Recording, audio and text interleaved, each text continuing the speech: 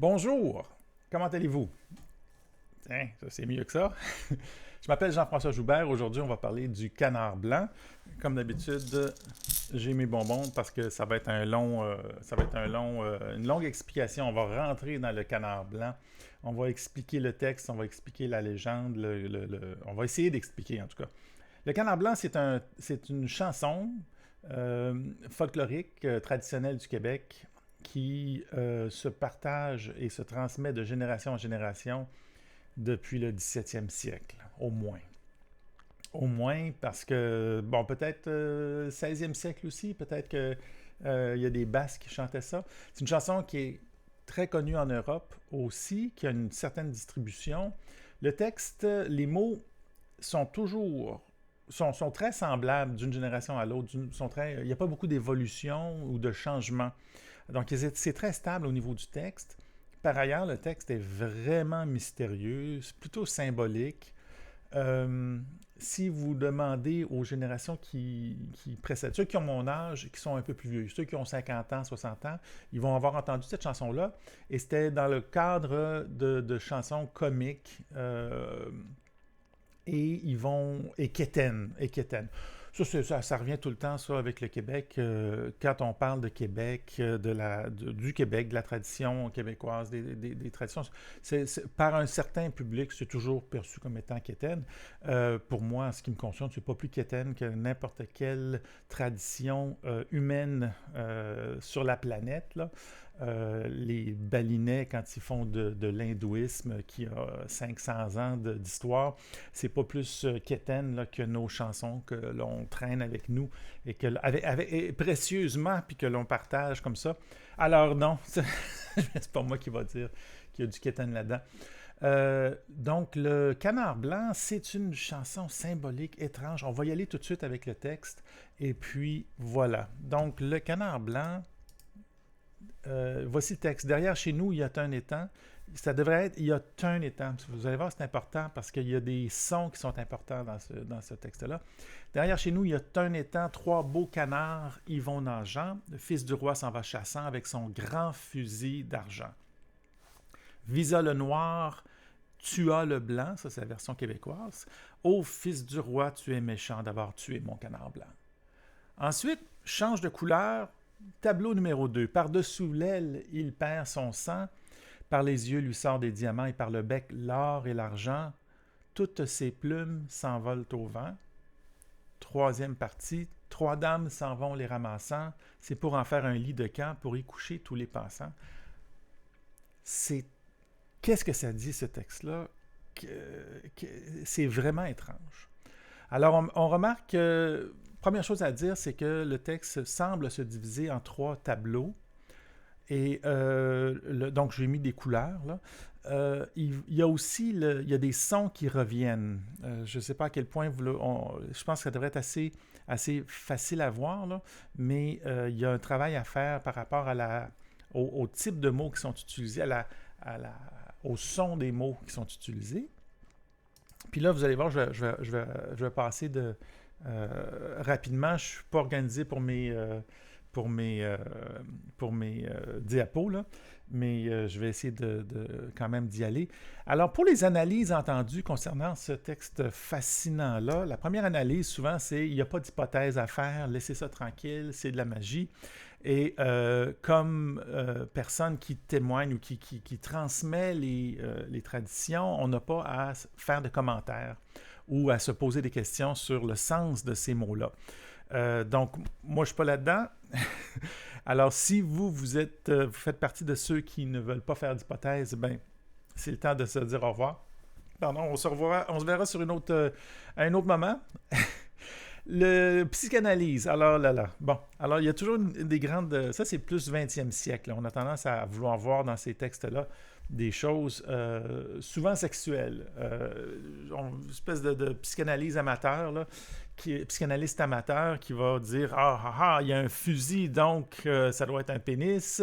Il y a un canard qui est tué, donc ça, c'est comme le viol d'une jeune fille, on imagine.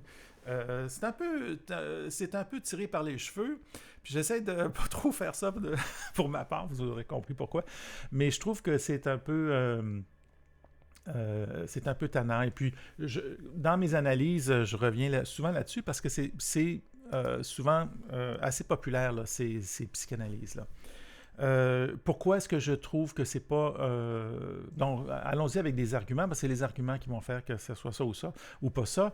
Je veux bien, moi, que le fusil soit un pénis, là. Pourquoi pas? Que le canard blanc tué soit en fait une fille, je sais pas si vous voyez ça. Avez-vous des indices de ça ailleurs dans le texte? Moi, je les vois pas. Les trois dames qui s'en vont ramasser les plumes pour faire un lit. Donc, un lit de camp, c'est quelque chose de sexuel aussi. Moi, je trouve pas ça convaincant. Bon, je veux dire ça comme ça. Et donc, je vais abandonner cette analyse-là. Il y a les Celtes, les celticistes et ceux du Nouvel Âge ont des fois des analyses intéressantes par rapport à ce texte-là. Donc, la grille d'analyse des celticistes peut être intéressante et c'est en fait certains indices qui m'ont donné qui m'ont été donnés par des celticistes. On va voir ça si j'arrive à retrouver la bonne diapo, là.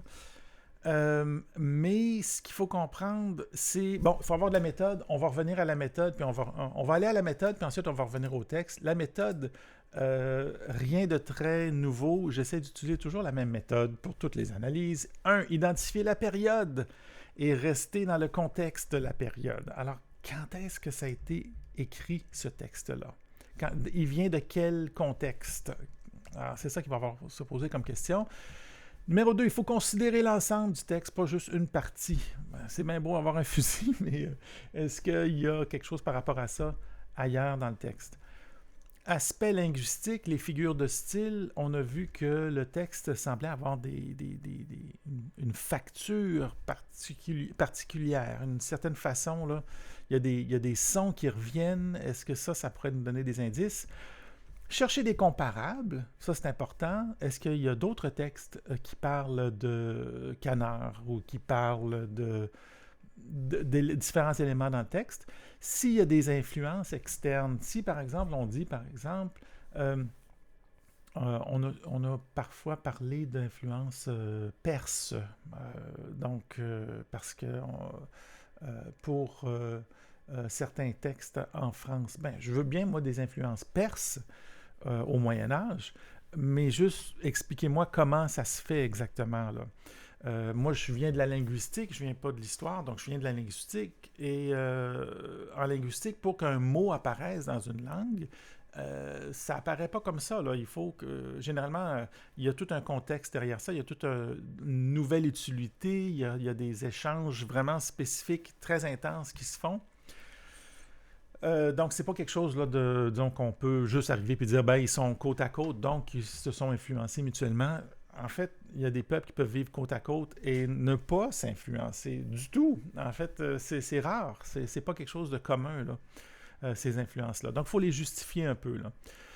Puis ensuite, il faut avoir du plaisir et faire des hypothèses. Mes hypothèses, là, je peux peut-être y aller tout de suite, c'est que ce texte est apparu à la première croisade. Deuxièmement, que c'est un texte qui glorifie la mort et on utilise des références celtiques qui sont en train de disparaître à cette époque-là, qui disparaissent certainement au Pays de Galles. Et une des questions que j'ai un des mystères qui reste par rapport à ce texte-là, pour moi, c'est est-ce qu'on comprend encore en France le sens de ces références-là, ces références celtiques? Alors peut-être que non.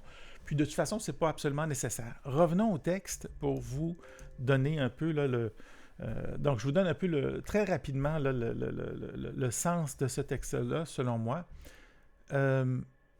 Stop. Avant de faire ça, vous allez voir que je vais me promener, là. Il faut parler des périodes. Avant des périodes, je vais vous parler. Je vais peut-être faire un montage. De la misère. Marius Barbeau, c'est le premier qui a écrit sur le canard blanc, qui a fait une analyse. Et puis son analyse est très pertinente et son travail de recherche est essentiel. Essentiel.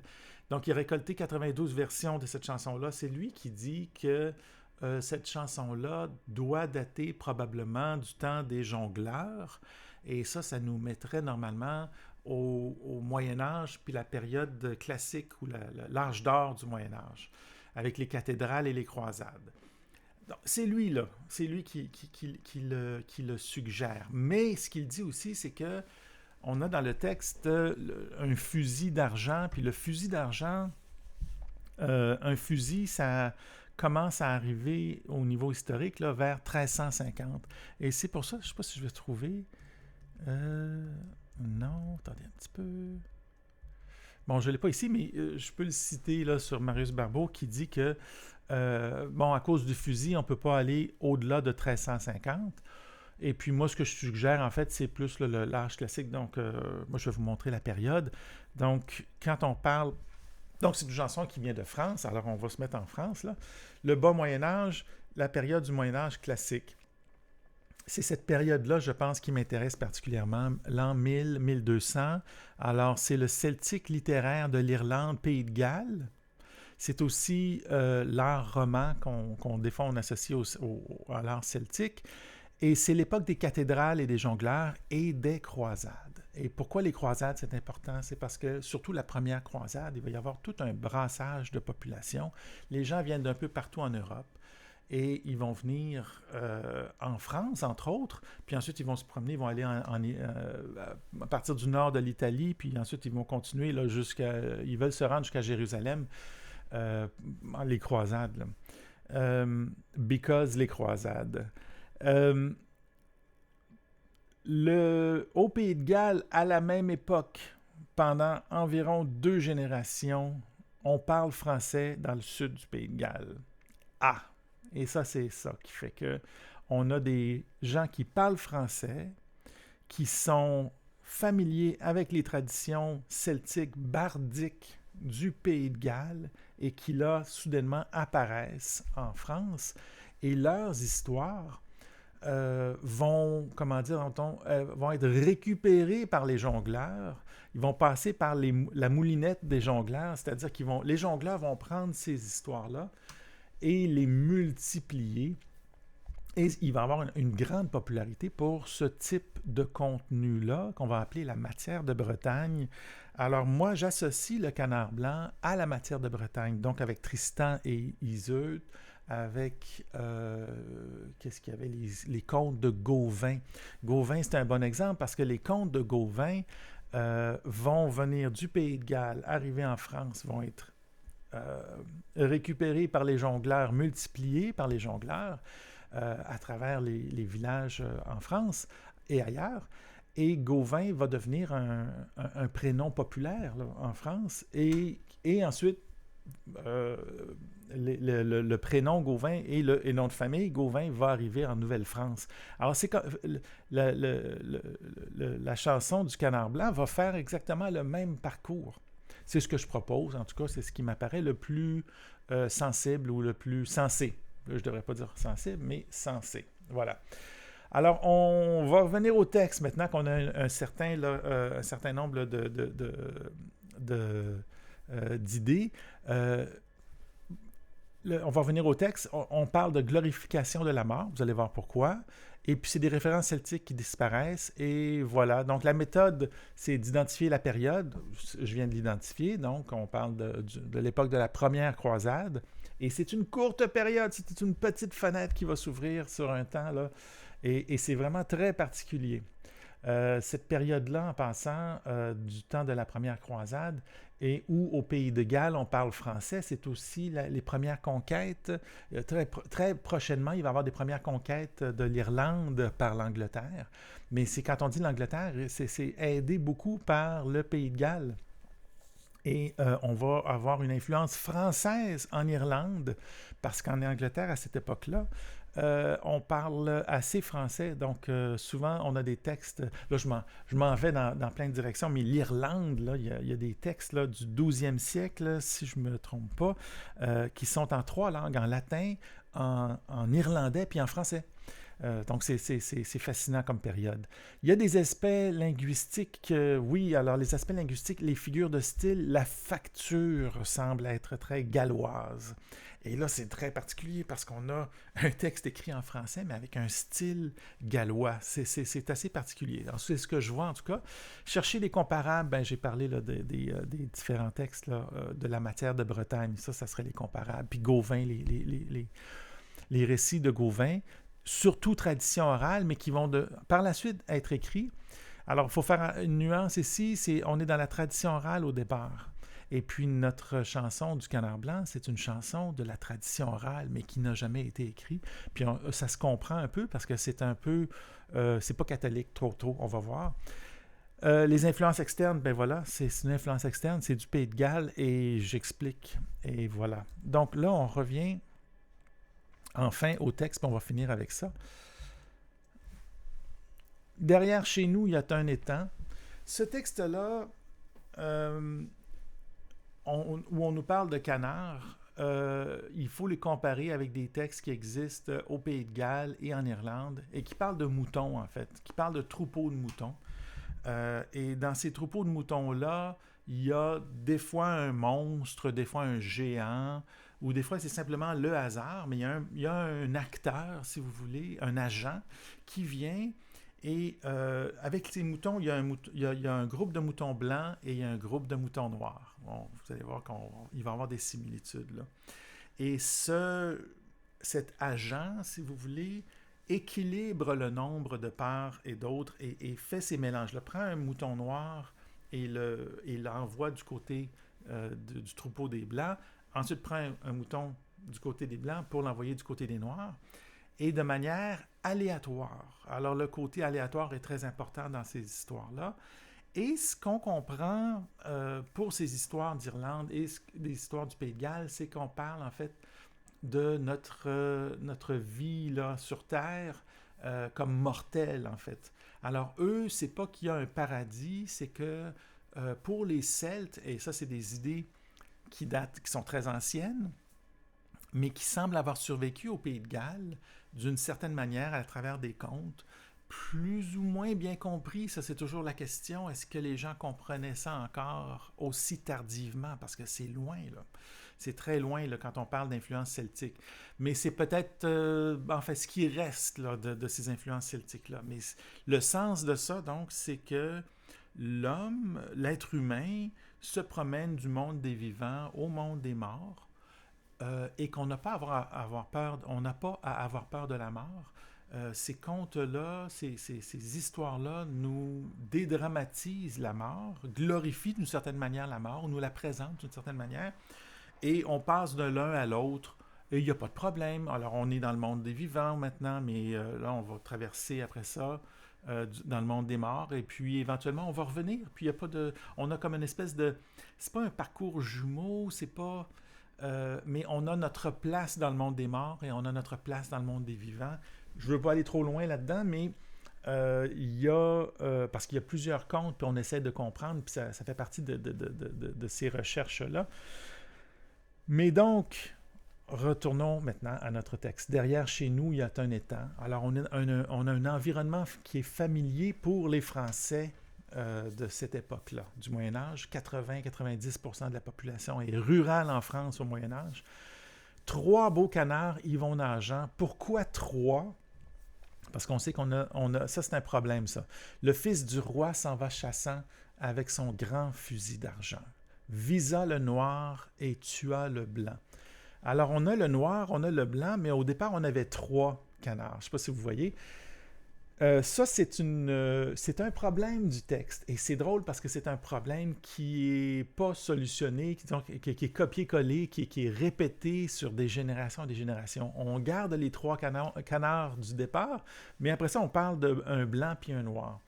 Moi, comment je l'analyse, c'est que c'est un indice d'un texte qui a été remanié, d'un texte qui a été changé, qui a été adapté pour la France. C'est comme ça que je le vois. Donc, pourquoi 3 canards? C'est parce qu'on cherche des sons Derrière, chez nous, il y a un étang, le R et le T et le R, le D et le R et le D reviennent de manière extrêmement importante dans ce texte spécifique-là. Moi, ce que j'ai vu avec les quelques comparaisons que j'ai faites avec d'autres textes qui pourraient venir de la même époque, mais 100% français, si vous voulez, c'est qu'on n'a pas ces allitérations-là, on n'a pas ces répétitions de sons-là. Alors, pour moi, ça m'apparaît un indice supplémentaire pour dire qu'il y a une origine galloise. Parce qu'au Pays de Galles, c'est des champions de l'allitération. Ils travaillent très, très fort. Et même, il y a des compétitions là, de poètes, de bardes. C'est le mot qui est utilisé encore aujourd'hui. On parle de bardes, donc de gens qui travaillent le texte et qui font... qui travaille très très fortement ces allitérations-là. Alors ça, c'est un indice là, qui me dirait que ça viendrait du Pays de Galles. Donc, 3 beaux canards, le 3 puis le canard, peut-être le canard aussi, ça fait partie du choix. Le fils du roi s'en va chassant avec son grand fusil d'argent, visa le noir, tua le blanc. Ça, le visa le noir, tua le blanc, c'est l'aspect aléatoire. Dans les histoires qui viennent d'Irlande, dans les histoires qui viennent du Pays de Galles, on a toujours cet aspect aléatoire. Et cet aspect aléatoire, en fait, c'est pour nous dire que la vie, la mort, c'est pas nous qui contrôlons. On passe d'un monde, on passe à l'autre et qu'on n'a pas à s'en faire. Visa le noir, tua le blanc. J'ai déjà eu d'autres hypothèses pour ça, parce que ça fait longtemps que j'ai travaillé sur ce texte longtemps, très longtemps. Puis dans mes premières hypothèses, je me disais, est-ce qu'il est saoul? Est-ce que c'est parce qu'il est brusque? Est-ce qu'il est frustre? C'est quelqu'un qui est dangereux? Quelqu'un qui est hors de contrôle? Et puis, non, c'est pas ça. C'est vraiment, enfin, selon moi, ce qui est le plus cohérent avec les autres textes, c'est cet aspect-là là, de aléatoire. Alors, ô fils du roi, tu es méchant d'avoir tué mon canard blanc. Il y a une émotion qui est exprimée de tristesse face au fait qu'on vient de mourir ou d'un canard ou d'un être vivant qui vient de mourir. Et là, le deuxième tableau, par-dessous l'aile, il perd son sang, par les yeux lui sort des diamants, par le bec l'or et l'argent. Ce que je vois là, c'est que normalement, le tableau de la mort, quelqu'un qui meurt, un animal qui meurt, c'est pas très c'est pas on veut pas se rapprocher de ça. On a une espèce de dégoût. On a ce qui est peut-être là normal et logique. Et on dirait que de manière littéraire, de manière très, très, disons ça, c'est culturel, il se passe de quoi? Là? On semble vouloir nous attirer, parce qu'avec avec de l'or, des diamants, hein, et puis on se rapproche de ce tableau qui n'est pas très agréable à voir. Alors, il y a une espèce de... Moi, ce que je vois là, c'est une espèce un effet littéraire pour jouer sur la psychologie, puis je pense que c'est ça qui se passe ici, c'est qu'on cherche à nous attirer et à glorifier, en fait, cette mort-là. Alors, et plutôt que de le voir comme donc cette vision-là s'oppose le « Ô fils du roi, tu es méchant ». Alors, fils du roi, tu es méchant, c'est l'agent, on dirait un dieu, hein, on dirait une espèce d'agent surnaturel qui décide de la vie et de la mort. On n'a pas à se fâcher contre notre sort. En fait, ce que ça semble nous dire, c'est regardez comment c'est beau la mort.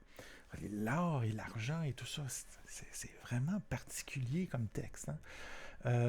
Mais je trouve ça fascinant. Et là, 3 dames s'en vont les ramassant. Les 3 dames, j'en parle aussi là, par ailleurs, mais il y a des figures celtiques qui font référence. Quand je dis celtique, faut faire attention, on parle là, de romano-celtique, on parle donc là, 500 après Jésus-Christ, donc pas si loin de la période là, où on a encore là, des éléments celtiques dans le texte. Là. Donc certainement 500 après Jésus-Christ, les 3 dames sont connues là, dans la population. Là. Au niveau archéologique, on les interprète, ces 3 dames-là, comme étant associées à la natalité, parce que ce sont des femmes. Mais en fait, pourquoi pas la mort? pourquoi pas la mort? Je ne vois pas pourquoi est-ce qu'on, parce que ce sont des femmes, on doit voir en elles des symboles de fertilité ou des symboles de joie ou de bonheur, quand en fait, peut-être, elles sont là pour aider. Puis moi, leur rôle dans le texte, c'est ça, ça semble être pour aider, parce que le lit de camp, là, selon moi, c'est un lit de mort. Je vais vous dire pourquoi. Les trois dames s'en vont ramassant les plumes pour en faire un lit de camp.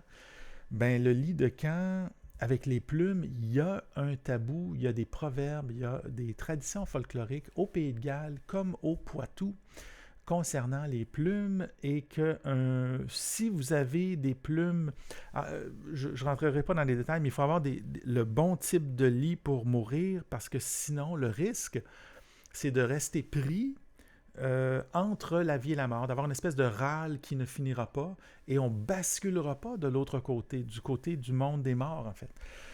Fascinant ça! C'est totalement cohérent avec le texte. Alors je pense que oui, les plumes, c'est parce qu'elles sont en train de préparer la mort. Un passage rapide, agréable, un passage rapide et définitif ou fluide vers le monde des morts. Et pourquoi elles font ça? Pourquoi l'importance? Et puis là, on pointe du doigt, dans le fond, là, si c'est un jongleur qui parle, c'est pour y coucher tous les passants. C'est qui ça, tous les passants? Bien, c'est nous. C'est nous qui écoutons ce texte. Alors voilà, ça c'est mon explication du texte. Je ne vous mets pas tout. J'avais comme une cinquantaine de diapos que je vais maintenant réorganiser, puis je vais en faire une production, là, je vais écrire là-dessus, mais c'était pour vous partager ce texte absolument fantastique, très intéressant. Ce n'est pas le dernier mot, certainement, mais c'est mon analyse, puis pour l'instant, c'est celle que je vois comme étant la plus cohérente avec l'époque, avec les différentes textes là, qui existent à l'époque là, du Moyen-Âge classique, du temps des cathédrales et du temps des croisades. Les croisades, un gros brassage de population et d'influence, et où là, par un incroyable concours de circonstances, on se retrouve à traduire en français des textes du pays de Galles. Merci, bonne journée.